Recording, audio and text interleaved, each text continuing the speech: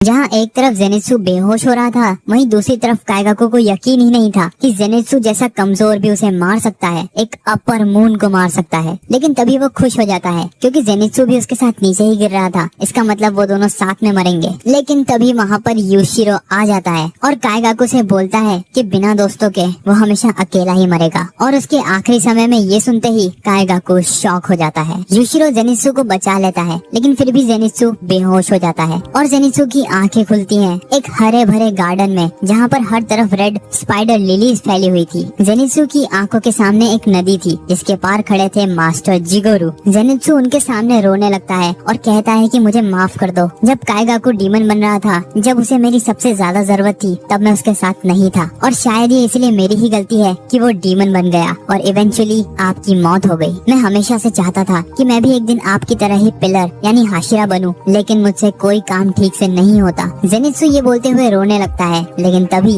Master जिगोरू की भी आंखें भर जाती है और वो कहते हैं कि जेनित्सु, तुम ही मेरी खुशी हो और तुम ही मेरे प्राइड हो। और तभी जेनित्सु की आंखें खुलती है और वो देखता है कि कई सारे डीमन स्लेयर्स ने उसे बचा लिया है और उसका मेडिकल ट्रीटमेंट कर कर उसे होश में भी ले आए हैं। इसके बाद हम लोग देखते हैं तांजीरो और गियू को, जो कि इन्फिनिटी कैसल में भाग रहे थे और छोटे मोटे डीमंस को मार रहे थे, कि तभी इन्फिनिटी कैसल हिलने लगता है और इतने पावरफुल कंपन को सुनते ही